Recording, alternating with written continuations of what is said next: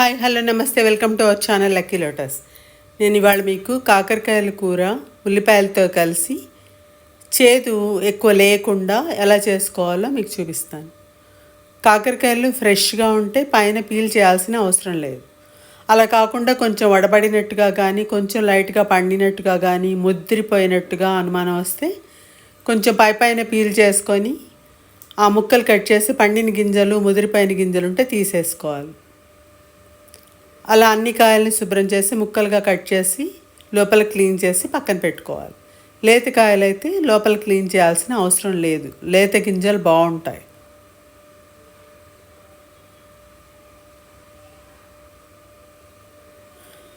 ఆ తర్వాత ఉల్లిపాయలను కూడా మీడియం సైజ్ ముక్కలుగా కట్ చేసుకొని పక్కన పెట్టుకోవాలి.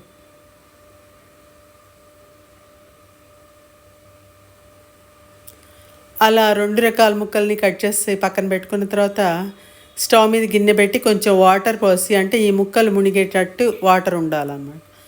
ఆ వాటర్ని బాగా మరగనివ్వాలి. అందులో కొంచెం ఉప్పు పసుపు వేసేసుకోవాలి.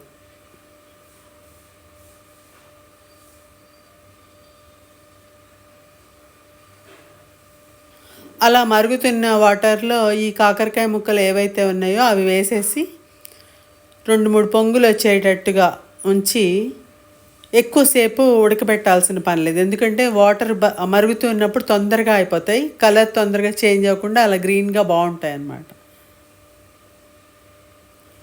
అలా 60-70% మగ్గంగానే స్టవ్ ఆఫ్ చేసేసి ఆ ముక్కల్ని వాటర్ని డ్రైన్ చేసేసుకొని ముక్కల్ని ఆరనియాలి.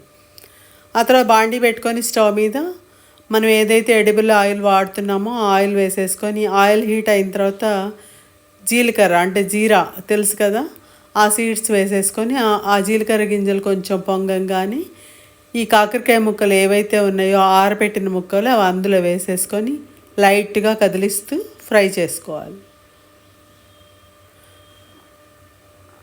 అవి కొంత ఫ్రై అవ్వంగానే ఉల్లిపాయ ముక్కలు కూడా ఉన్నాయి కదా అవి కూడా దానిలో వేసేసుకోవాలి.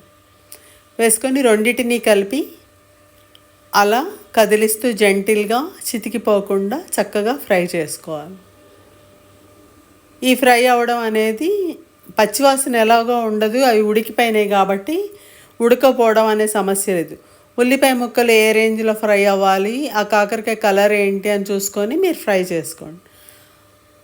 ఆ తర్వాత ఉల్లిపాయలు వేసాం కదా, అందుకని లైట్గా మళ్ళీ కొంచెం సాల్ట్ను కారము శనగపిండి వేసేసి ఇంకొకసారి అట్లా ఫ్రై చేసి కొద్దిగా పంచదార 1 స్పూన్, ఇష్టం లేకపోతే స్కిప్ చేసేయండి, వేస్తే చాలా బాగుంటుంది, టేస్ట్లు అన్నీ బ్యాలెన్స్ అవుతాయి అన్నమాట. అలా వేగిన తర్వాత తీసేసి కూర సర్వింగ్ బౌల్లో తీసుకుంటే అదిగోండి అలా ఉంటుంది కర్రీ. చాలా బాగుంటుంది, టేస్ట్గా వేడిగా ఉన్న బాగుంటుంది, చల్లబడిపోయినా బాగుంటుంది. ట్రై చేసి చూడండి, ఒకసారి ట్రై చేసి చూస్తే మీరు వదిలిపెట్టలేరు.